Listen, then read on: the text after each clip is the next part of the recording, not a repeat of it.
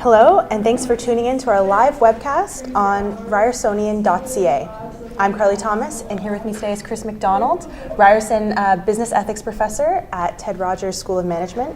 Thank you for joining us. So you wrote an op-ed piece this week about Mayor Rob Ford, how he's simply a bad leader, and he needed to be out of office months ago.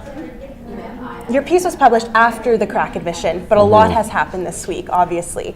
What's your reaction to the video released yesterday? Well, I think it's just further, just one more bit of evidence to what we already knew, to what a lot of people have been saying since back in May, that this is a highly troubled mayor who,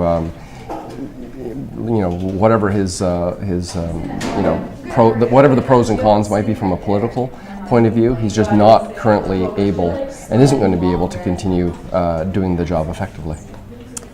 And like you said, since May, you've called for the mayor to step down. It seems like it's time. And after this week's events, it seems like a lot of people, that's becoming a popular opinion. But Ford Nation still exists. Why is that? How can that be? It's hard to, I mean, political loyalty is a funny thing. And it's clearly there's a group of people out there who think that he represents their interests in some way. And the point I tried to make in the editorial is that when we elect political leaders, it's not enough for them just to have ideas that you like. They have to have the personal qualities and the leadership qualities that are going to let them actually get the job done.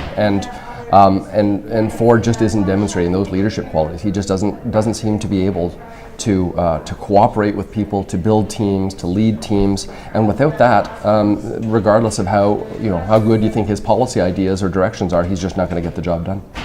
In your article, you write about how while Ford has failed as a leader of the city, he is not the only one who should be doing some soul searching. After all, he didn't elect himself. Talk to me about the types of soul searching the City of Toronto needs to do now. Well, I think we need to think seriously about what it is that we want in not just an elected head of government, but a leader. We want to think about not just is this person on the left, is this person on the right, regardless of their political leanings.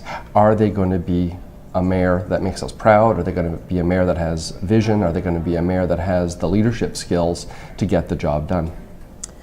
What are the consequences for the city if he holds his ground and refuses to resign? I think it's really hard to say. We have so little precedent for this sort of thing. We don't have a pattern, a historical pattern to look back to. But I think there's all kinds of problems. I think clearly council is going to be less and less functional. I worry also about the ability of the mayor's office to interact with a whole range of stakeholders. Think about the business community. The business community needs to be able to interact with the mayor's office, with City Hall for economic development purposes, but it's hard to imagine very many business leaders who want to be seen in the same room with the mayor at this point. He's just become such a liability.